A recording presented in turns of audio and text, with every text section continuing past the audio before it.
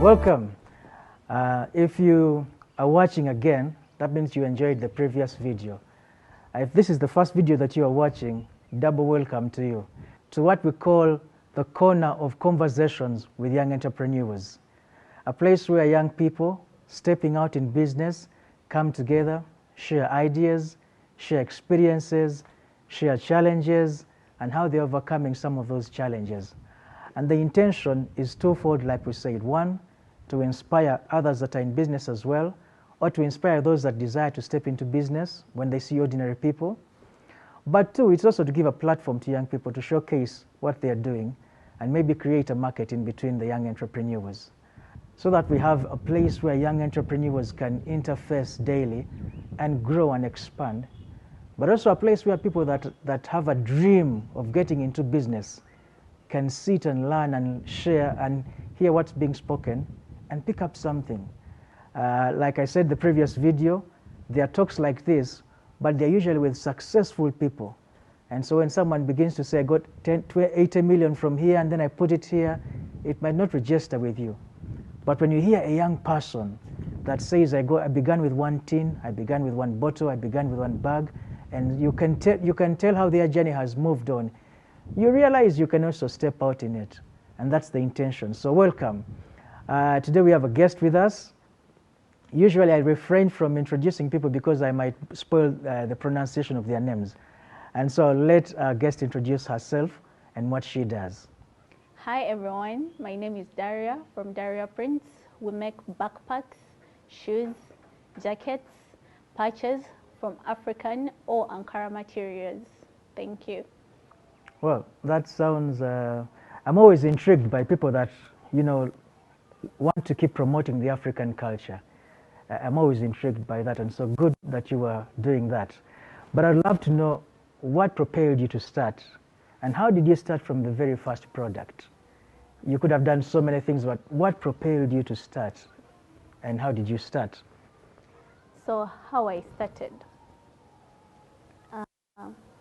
A cousin of mine called me. She was like, Daria, I have some bags that I'm selling, that actually making, but I don't know how to sell them. Would you help me? I was like, can I have a look at those bags? Because I had a following on Facebook and Instagram. So she was like, I only need you to take pictures, sell them. And she gave me a price. So I was like, okay. So I went. Fortunately, she stays in the vicinity, same vicinity. So I went there, took pictures, and started like that. On my way, when I was coming back, because I told her I need a sample. If I carry it, people will see it and will like it. That is how I'm going to do it, to sell it. So on my way coming back, I meet a guy, like, I love that bag. How much are you selling it?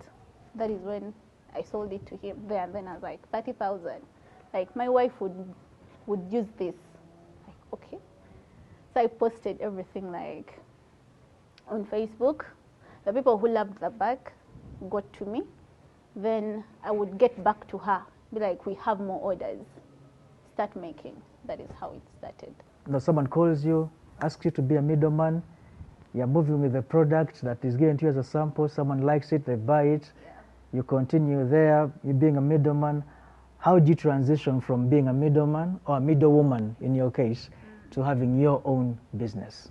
When I managed to sell off the orders that were given to me, my cousin ended up doing what? Giving it up. So I was like, I kept on getting orders. People would call me and be like, I want this bag, do you still have it? And I couldn't say no. So I had to do it. I had to go and find the people who made the bags, and I dealt with them directly. Like, we would sit down, see how much material we need, the different materials would come out, the different designs of bags that people would want, and then how long it took to make them. And that is how I made it my own.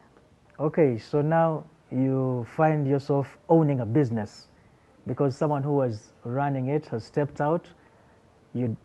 I presume you didn't need a lot of capital because you found yourself in the middle of the thing now. Yes. You have customers, people are calling for products, you go to the person making the products and then they agree to deal with you.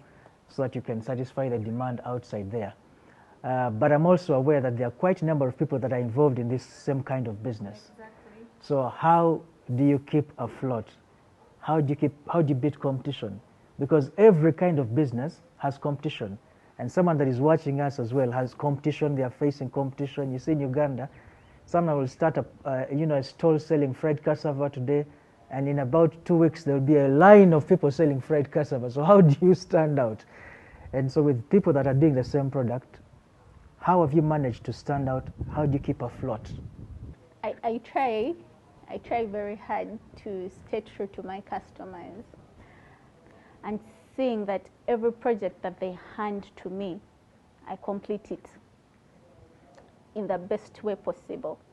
Then I introduce new products, for example, backpacks, laptop bags, shoes, all of them with an addition of print on it. And these bags are really like beautiful. You're going to carry it and everyone will be asking, where did you get that? I dedicate my time to it.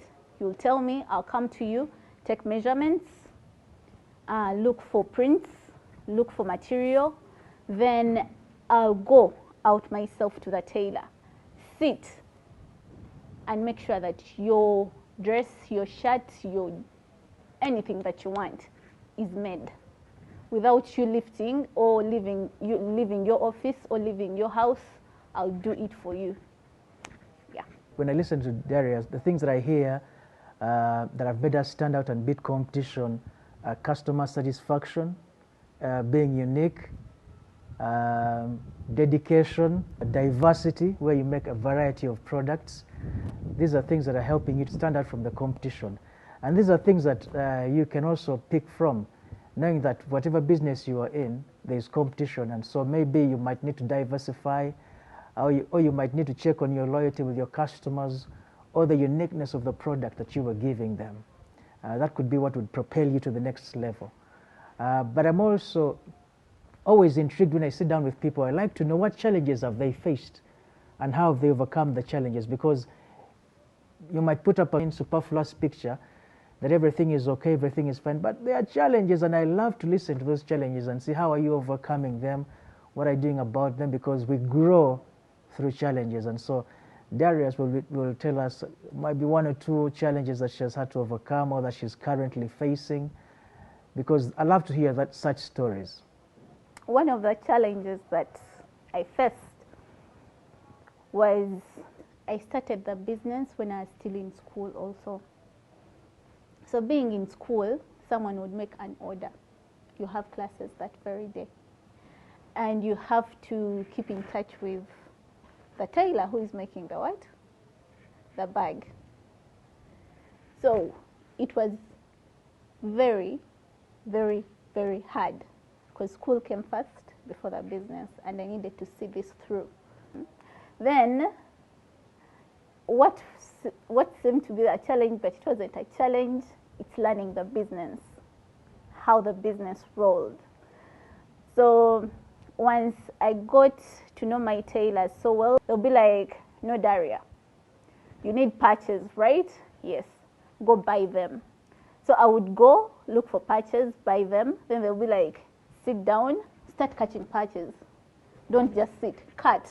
Then you'd buy the patches yourself. Actually, you would go look for them, get them, start cutting into shapes that you want. Then they will be like, akala ni kako, start doing what? Joining them. I'll be like, I don't have a clue of how akala ni works. I'll be like, sit, you'll see. Just do your legs. Then you do the legs and and get the what? The height in your legs. Then the next thing you know, you're joining those patches. So those patches, I would cut them, join them. Then after, I would give them to do the what? The final product. That is how I do it. I did come to learn the what? The business. These people welcomed me. They showed me how everything is done. They would encourage me. Be like, you know what, Daria? I think you should start saving up for what? For that machine. You could do this. You could do that. Holidays, instead of sitting at home, just come here and you learn something. That is how they helped me out. Yes.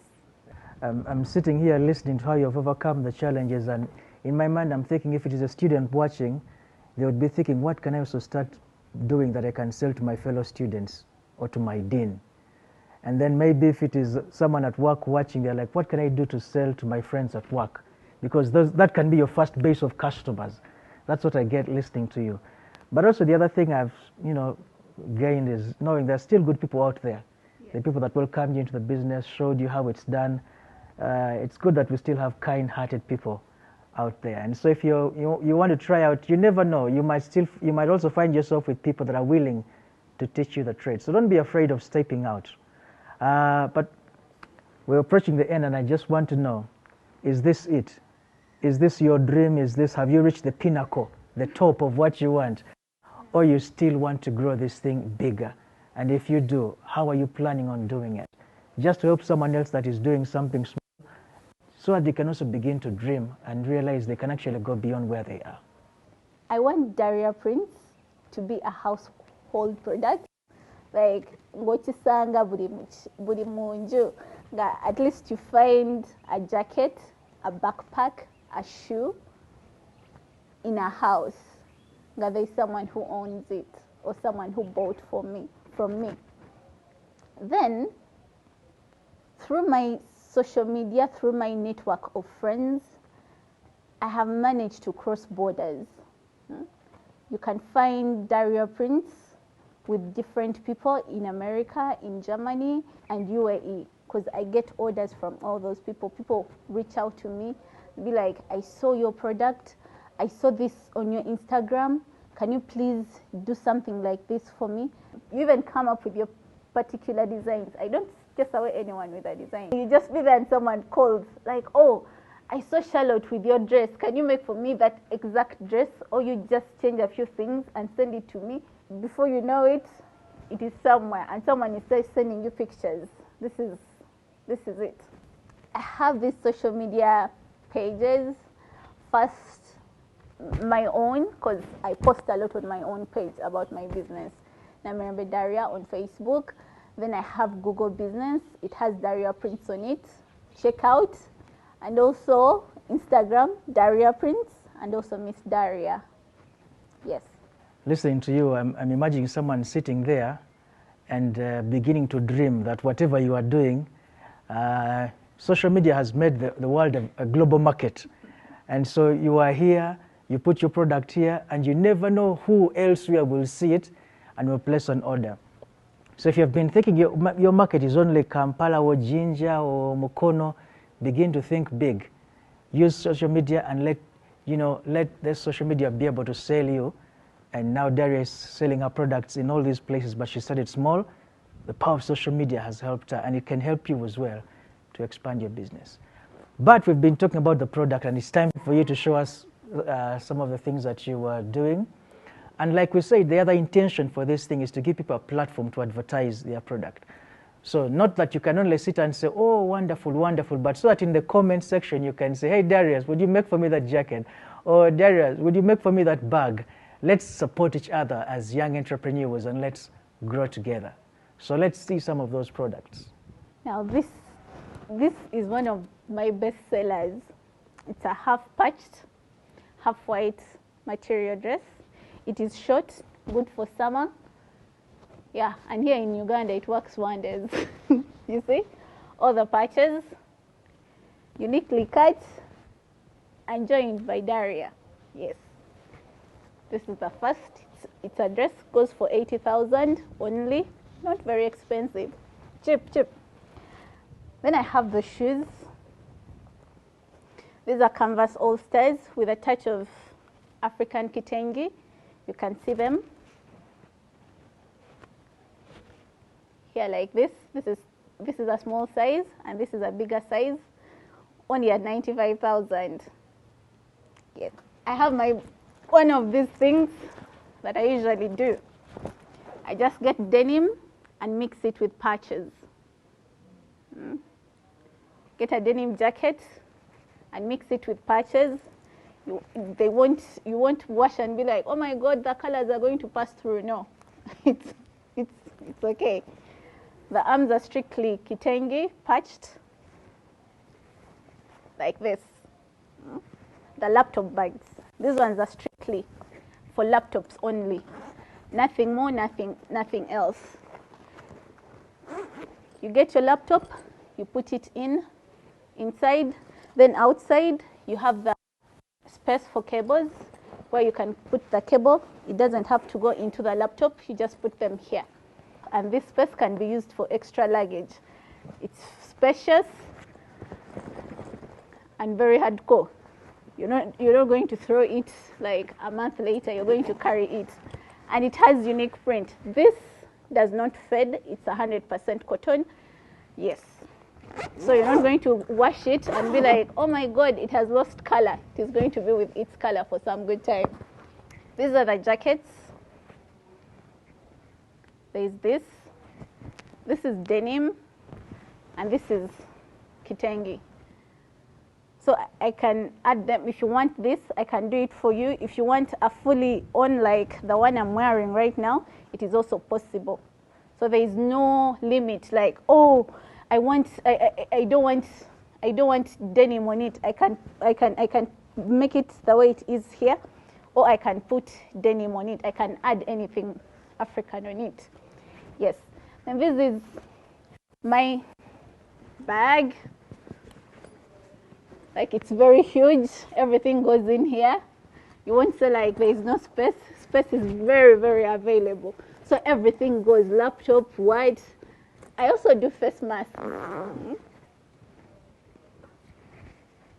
Like with me, no material is thrown away.